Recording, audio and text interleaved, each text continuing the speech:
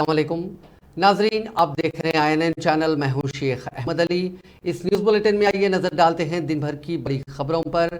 पाकिस्तान में जुमे के रोज़ दो जगहों पर दो धमाके हुए। पहला धमाका बलूचिस्तान के मस्तूम शहर में एक मस्जिद के पास हुआ।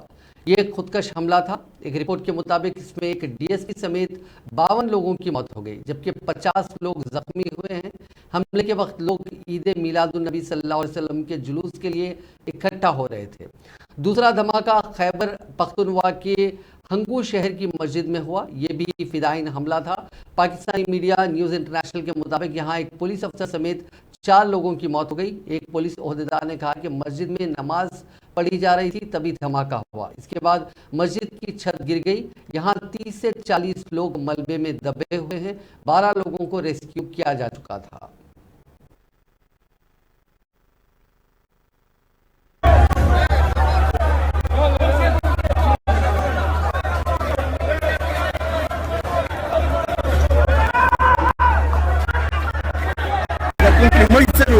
Io me la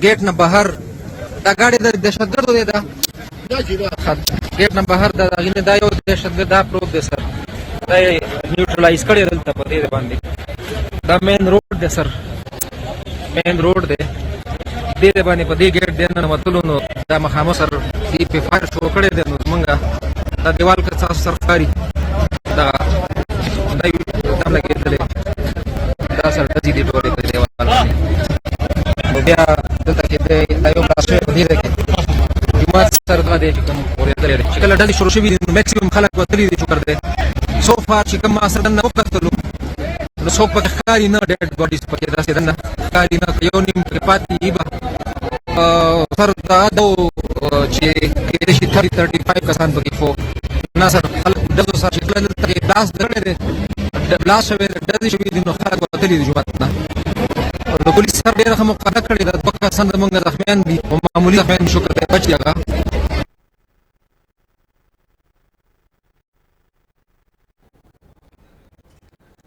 सदर जमहूरिया द्रौपदी मुर्मू ने आज नारी शक्ति वंदन अधिनियम यानी कानून रिजर्वेशन बिल को मंजूरी दे दी।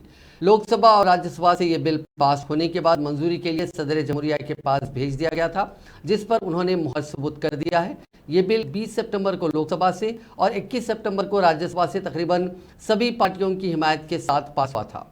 मसूला इत्तला के मुताबिक सदर जमहूरिया ने 28 सितंबर को इस बिल को मंजूरी दी, जिसके नाफिज होने पर लोकसभा और रियासती असम्बलियों में खवातीन को 33% रिजर्वेशन हासिल हो सकेगा। बिल के पार्लियामेंट से पास होने पर सदर जमहूरिया ने कहा था कि जिनसी इंसाफ के लिए हमारे वक्त की सबसे इनकलाबी तब्दीली होगी। वाज़ेह है कि हुकूमत ने गुज़िश्ता 18 से 22 सितंबर तक के लिए पार्लियामेंट का खुसूसी इजलास तलब किया था। इस दौरान 2 तारीखी काम हुए। पहला तो पुराने पार्लियामेंट हाउस से सभी काम को पार्लियामेंट की नई इमारत में मुंतकिल किया गया और फिर दोनों ऐवानों से वुमेन रिजर्वेशन बिल पास हुआ। तेलंगाना पब्लिक सर्विस कमीशन ने वाज़ेह किया है कि ग्रुप 1 प्रीलिम इम्तिहान में किसी किस्म की धांधली नहीं हुई है। हाईकोर्ट की जानिब से प्रीलिम इम्तिहान मंसूख कर देने के फैसले के बाद कमीशन के अहदेदारों ने वाज़ेह किया कि इम्तिहान खत्म होने के बाद 258 OMR शीट्स इजाफी तौर पर मौसूल होने के इल्ज़ाम और उम्मीदवारों में पाए जाने वाली तशवीश की वजाहत की। कमीशन के अहदेदारों ने कहा कि एक मरतबा इम्तिहान मुकम्मिल होने के बाद किसी भी जवाबी ब्याजात में इजाफा OMR शीट मुंसलिक करने के इम्कानात नहीं होते। 11 जून 2023 को ग्रुप 1 इम्तिहान मुनक्किद हुआ था। इम्तिहान को पुरअमन तौर पर मुनक्किद करने के बाद कितने उम्मीदवारों ने इम्तिहान लिखा, इस सिलसिले में ज़िला कलेक्टर्स के दफ्तर में टेलीफोन के जरिए इब्तदाई आदाद शुमार और उम्मीदवारों की हाजिरी का तनासुब और फहरिस्त तैयार की गई थी। इब्तदाई इत्तलात के मुताबिक 2,33,248 उम्मीदवारों के इम्तिहान में शिरकत की इत्तला थी और उसी इत्तला को मीडिया में पेश किया गया। बाद अजला से आने वाली OMR पेपर स्कैनिंग के अमल का जायजा लिया गया, जिसमें इजाफी तौर पर 258 OMR शीट पाए गए। इस तरह इम्तिहान में 2,33,506 उम्मीदवारों ने शिरकत की। उम्मीदवारों की हाजिरी के सिलसिले में जो गलत इत्तला दी गई थी, उसकी बुनियाद पर अदालत ने इम्तिहान को मंसूख करने की हिदायत दी। वजीर इंडस्ट्रीज व बल्दी नजमोनस के.टी. रामाराव ने ये कहते हुए कि चीफ मिनिस्टर चंद्रशेखर राव की क़यादत में ज़रई शोबा न सिर्फ तेजी के साथ तरक्की कर रहा है बल्कि किसानों की जिंदगियों में खुशहाली भी आई है। कहा कि मुल्क भर में चंद्रशेखर राव एक ऐसे वाहिद चीफ मिनिस्टर हैं जो किसानों को इन्वेस्टमेंट सब्सिडी फराहम कर रहे हैं। हिंदुस्तान की आज़ादी के 75 साल में किसी भी हुकूमत ने ऐसा नहीं किया। केटीआर जिन्होंने जुमे को ज़िले वनपर्ती में मुख्तलिफ तरक्याती कामों का संग बुनियाद रखा और इफ्तिताह किया, कहा कि ज़रई शोबे के इस्तेहकाम के हिस्से के तौर पर किसानों को 24 घंटे बरक़ी की सरबराही की जा रही है और रैतु बीमा स्कीम के तहत किसानों के लिए 5 लाख रुपए का इंश्योरेंस कवरेज फराहम किया गया है।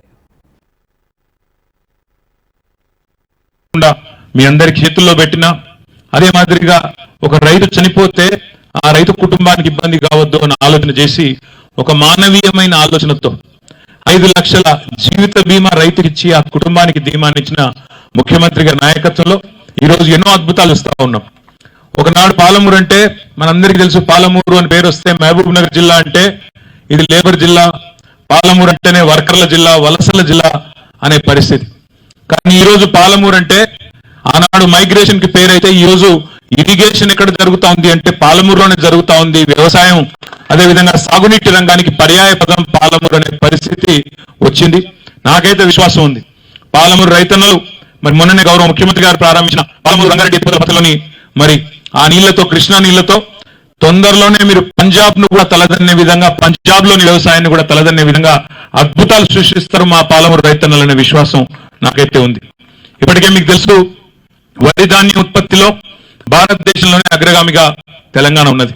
అయితే వరి ధాన్యం ఇప్పుడు మనం నంబర్ 1 గా ఉన్నప్పటికీ మరి ఇతర ప్రత్యామ్నాయ పంటలు కూడా పరిశీలించాలనే ఆలోచన గౌరవ ముఖ్యమంత్రి గారు, ఎందుకంటే ముందు చూపున్న ముఖ్యమంత్రి, రైతులకు ఎన్నటికీ నష్టం కాకూడదనే ఆలోచన ఉన్న ముఖ్యమంత్రి, ఇవాళ తాను ముఖ్యమంత్రిగా ఉన్నప్పుడు రైతును కడుపులో పెట్టుకొని చూసుకుంటున్నా భవిష్యత్తులో తప్పకుండా అన్ని పంటలు సాంప్రదాయేతర పంటల వైపు కూడా మలిచినట్టయితేనే రైతు బిడ్డలు కూడా రేపటి రోజున మళ్ళీ వ్యవసాయం వైపు మల్లుతారు, లేకపోతే వ్యవసాయం నుంచి దూరం అయ్యే పరిస్థితి ఉందని చెప్పి దూరదృష్టితో ఆలోచించి ముఖ్యమంత్రి గారు ప్రత్యామ్నాయ పంటలు ప్రోత్సహించే ప్రయత్నం చేస్తూ ఉన్నారు.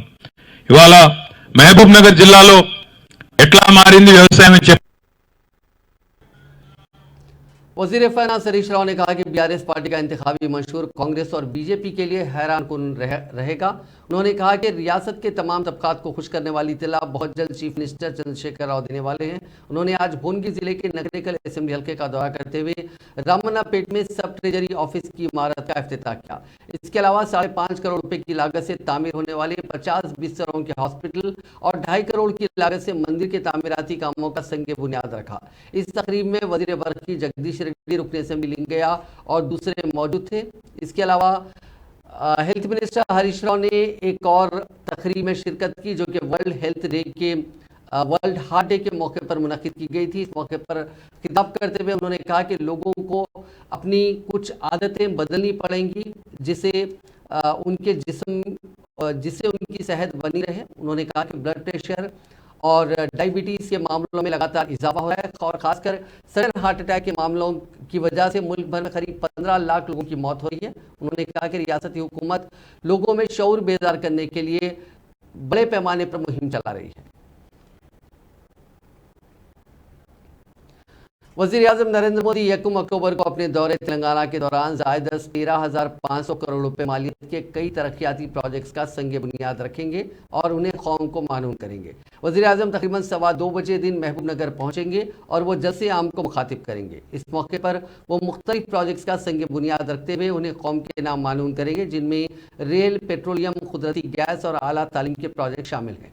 प्रोग्राम के दौरान वज़ीर आज़म वीडियो कॉन्फ्रेंसिंग के जरिए एक ट्रेन सर्विस को भी झंडी दिखाएंगे। वो कई रोड प्रोजेक्ट्स बशमूल सड़कों के अहम प्रोजेक्ट्स का संग बुनियाद रखते हुए उन्हें कौम के नाम मालूम करेंगे। नागपुर विजयवाड़ा इकोनॉमिक कॉरिडोर के तहत ये काम करवाए जाएंगे।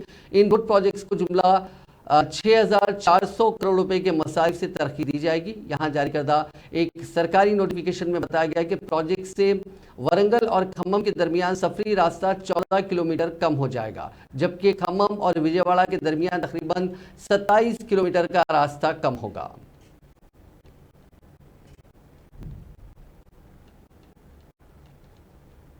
मरकजी वज़ीर ट्रांसपोर्ट व हाईवेज नितिन गडकरी ने जुमे को महाराष्ट्र में 3,695 करोड़ रुपए मालियत के 3 कौमी शाहराहों के प्रोजेक्ट्स का इफ्तिताह किया, जिनमें से एक तेलंगाना को महाराष्ट्र से मजबूत करने में मदद करेगा। महाराष्ट्र में अकोला से कौमी शाहराह 161 की 4 लेन तेलंगाना में संगारेड्डी में दोनों रियासतों के तिजारती ताल्लुकात को मुस्तहकम बनाएंगी।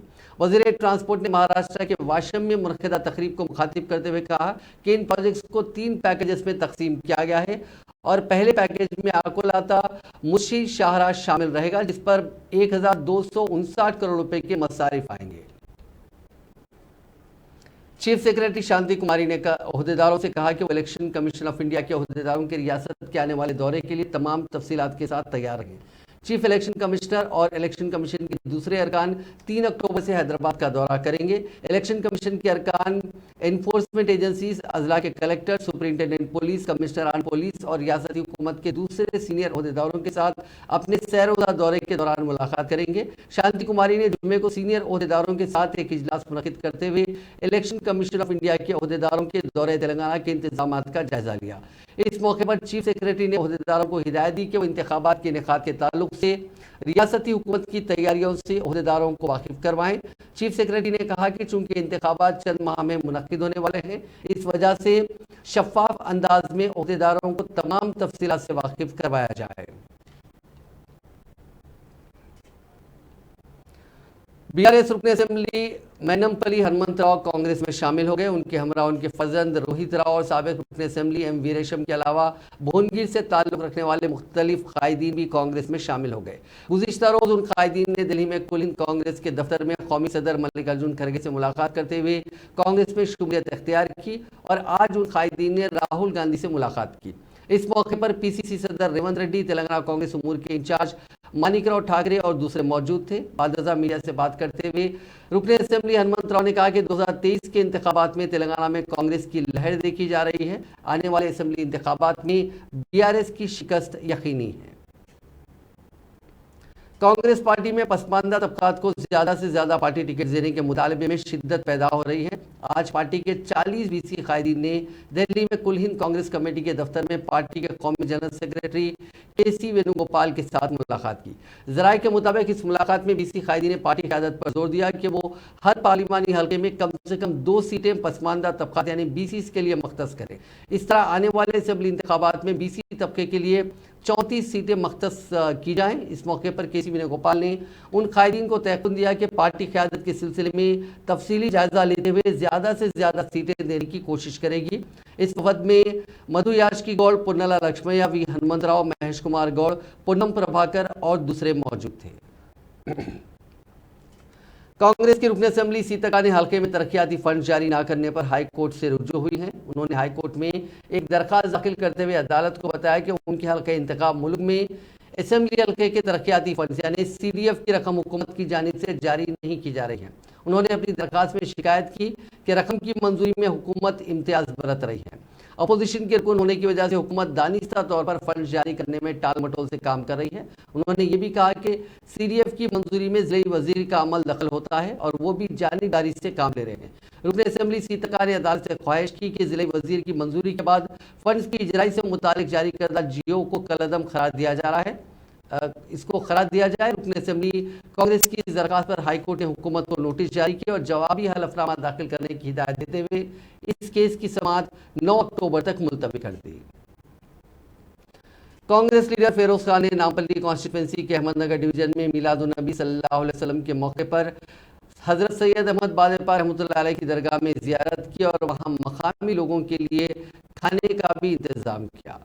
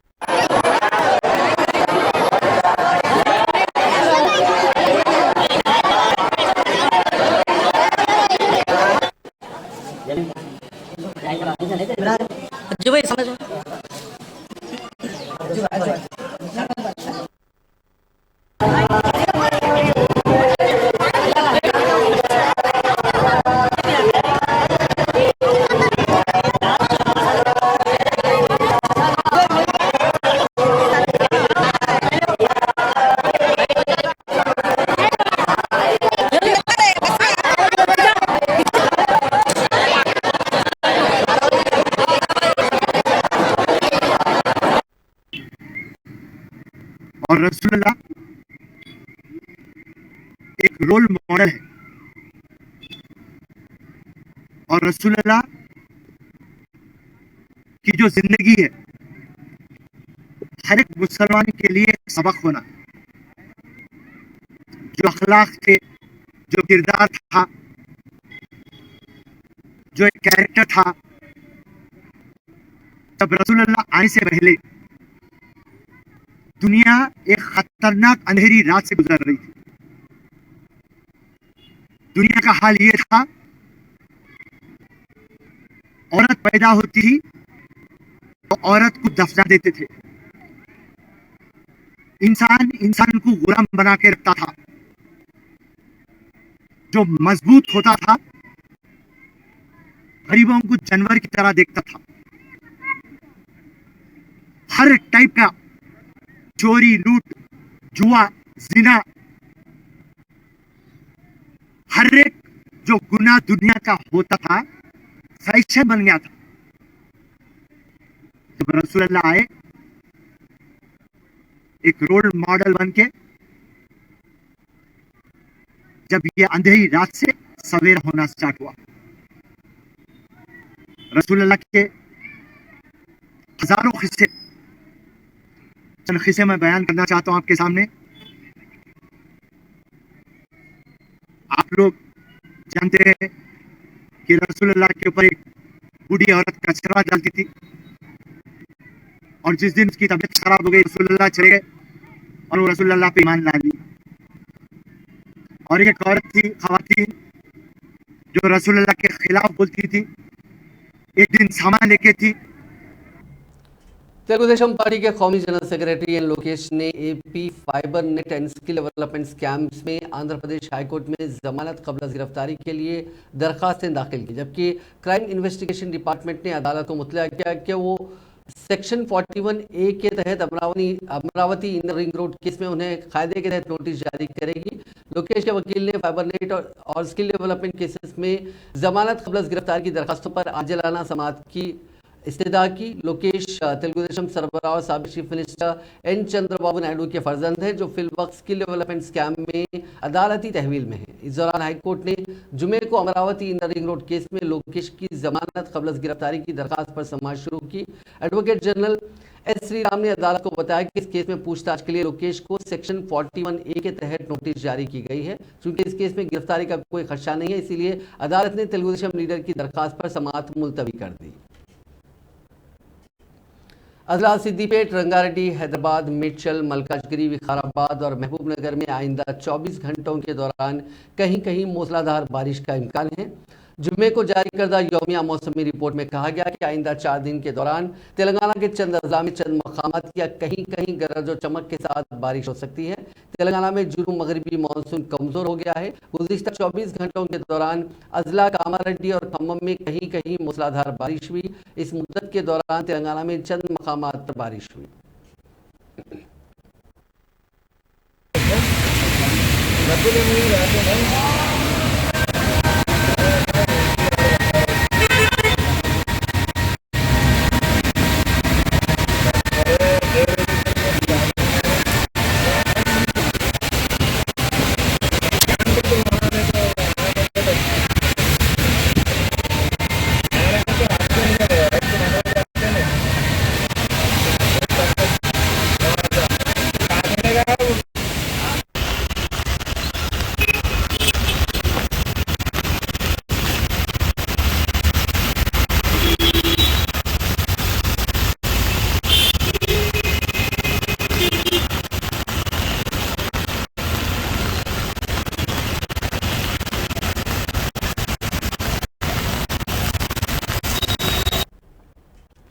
पॉक्सो अदालत नामपल्ली के स्पेशल सेशंस जज टी अनीता ने असमत रेजी के केस में मुलजिम को कानून पॉक्सो की मुख्तलिफ दफात के तहत 20 साल कैद बामशक्कत की सजा सुनाई है और 10,000 रुपये जुर्माना भी आयद किया।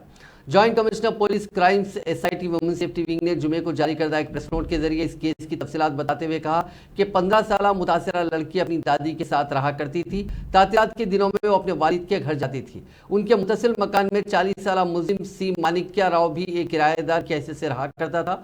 वो लड़की के नाजुक आधा को उस वक्त से छुआ करता था जब वे लड़की चौथी जमात में जेर तालीम थी।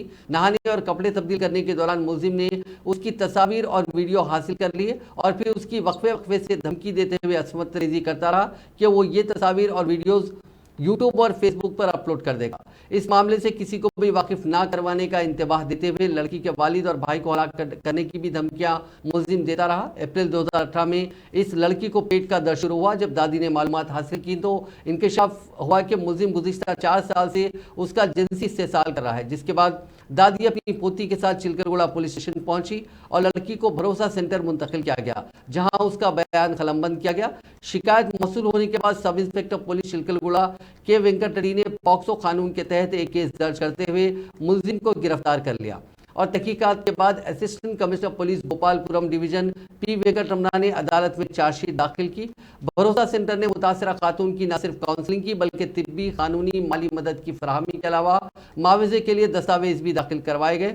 जॉइंट कमिश्नर पुलिस ने बताया कि तहकीकाती ओहदेदारों के इक़दामात की वजह से पॉक्सो कोर्ट नामपल्ली की स्पेशल सेशंस जज ने मुलजिम को 20 साल कैद बामशक्कत की सजा और 10,000 रुपये जुर्माना आयद किया। कमिश्नर पुलिस हैदराबाद CV आनंद ने मुतल्लिका ओहदेदारों की इस सिलसिले में सताइश की है।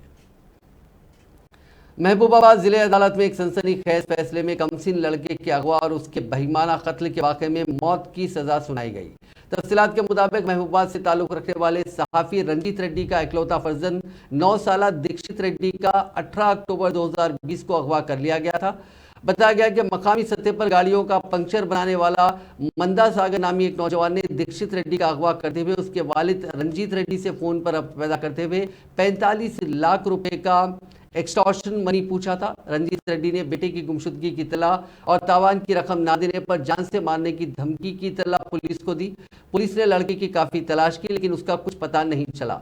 बादशाह कमसिन की नाश जिले के अनाराम गांव के मज़ाफ़ात में वाक़ जंगल में झुलसी हुई हालत में दस्तियाब हुई।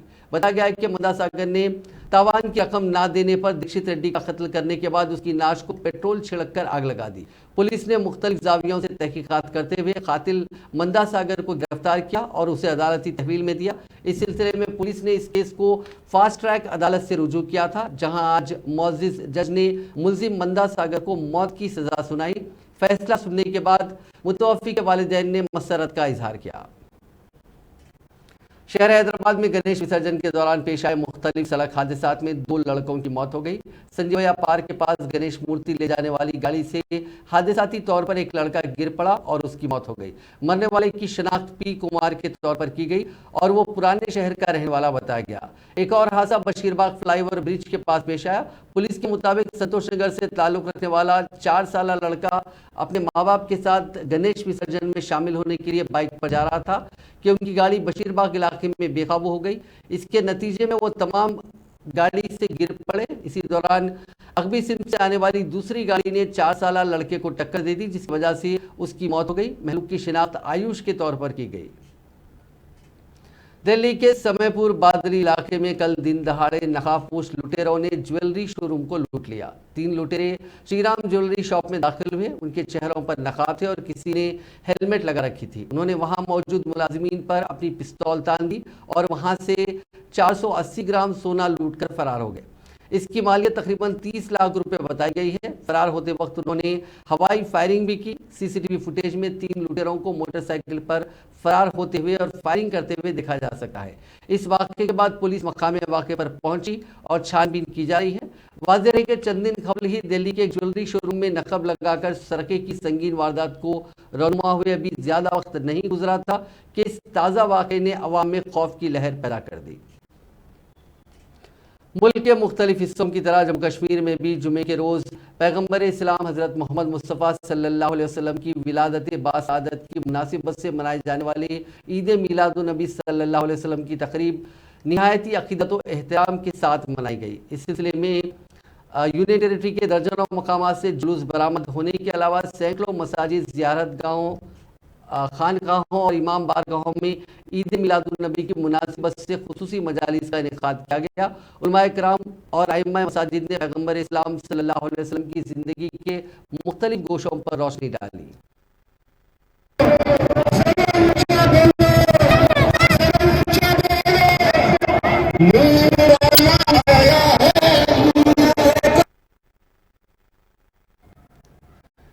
एक हुजूम में जुमेरात रात रियासती राजधानी यानी मणिपुर की रियासती राजधानी इम्फाल के मज़ाफ़ात में मणिपुर के वज़ीर आला एन बीरेन सिंह के खाली आबाई मकान पर हमला कर दिया। ये वाक़या वादी में सख्त हिफाजती इंतजामात के बावजूद पेश आया। सिक्योरिटी फोर्सेस ने हवाई फायरिंग करके भीड़ को मुंतशिर कर दिया। ख्याल रहे एन बीरेन सिंह इम्फाल के वसत में एक अलग महफूज सरकारी रिहाइशगाह में रहते हैं। एक पुलिस अफसर ने एक न्यूज़ एजेंसी को बताया कि इम्फाल के हिंगोंग इलाके में वज़ीर आला के आबाई मकान पर हमला करने की कोशिश की गई। सिक्योरिटी फोर्सेस ने हुजूम को घर से तकरीबन 100-150 मीटर दूर रोक दिया। पुलिस अफसर ने कहा कि इस रिहाइशगाह में कोई नहीं रहता, ताहम यहाँ हिफाजत के सख्त इंतजाम किए गए हैं। मध्य प्रदेश में कमजोर तबके के साथ बदसलूकी और मारपीट के मामले लगातार बढ़ते जा रहे हैं। दलितों को पेशाब पिलाए जाने और जदोकोप किए जाने के कई मामले गुज़िश्ता 6 महीने में सामने आ चुके हैं। ताज़ा मामले में मध्य प्रदेश के दतिया जिले का है, जहां बदमाशों ने एक नौजवान को नीम उरियाकर बेल्ट और लात घूंसों से खूब पिटाई की। इसके बाद बेबस नौजवान के गले में कुत्ते की तरह पट्टा डालकर उसे भौंकने के लिए मजबूर किया गया। इस वाक़े की वीडियो भी सामने आई है, जो मध्य प्रदेश में शर्मसार होती इंसानियत का सबूत पेश कर रही है। सोशल मीडिया पर वायरल हो रही वीडियो में दिखाई दे रहा है कि 2 बदमाश मिलकर एक नौजवान को नीम उरिया किए हुए हैं और बेल्ट से उसकी बेरहमी के साथ पिटाई कर रहे हैं। ये वीडियो सामने आने के बाद पुलिस चौकस हो गई और इन नौजवानों की तलाश शुरू कर दी गई है। भारतीय जनता पार्टी की रुकन पार्लियामेंट मेनका गांधी ने हाल ही में international society for Krishna consciousness यानी इस्कॉन पर संगीन इल्जामात आयद करते हुए कहा था कि वो गायों को खसाई के हाथ फरोख्त करती है। इस्कॉन ने इन इल्जामात को बेबुनियाद करार देते हुए मेनका गांधी को 100 करोड़ रुपए का हद तक के इज्जती का नोटिस भेज दिया है। इस्कॉन कोलकाता के नायब सदर राधा रमन दास ने कहा कि इस्कॉन के अकीदतमंद और हामी इन तौहीन आमेज, काबिल मजम्मत और बदनीयती पर मबनी इल्जामात से बहुत अफसरदा हैं। हम इस्कॉन के खिलाफ गुमराह प्रोपेगेंडा के खिलाफ इंसाफ दिलाने में कोई कसर नहीं छोड़ेंगे।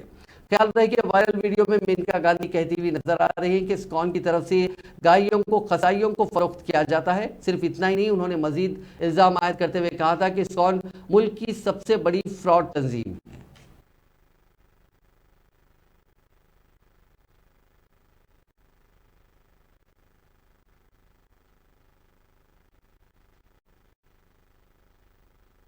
जो यहाँ देश के धोखेबाज है वो है इस्कॉन। वो रखते हैं गौशाले और सरकार से दुनिया भर के उनको फायदा मिलता है।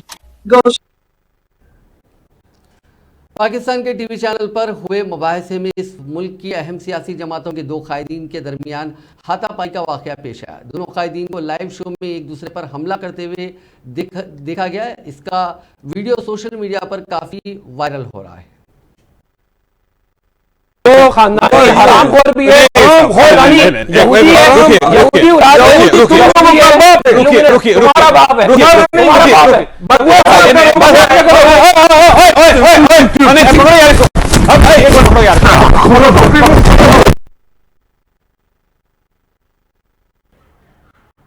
नाज़रीन, इस न्यूज़ बुलेटिन में बस इतना ही। आप देखते रहिए INN चैनल।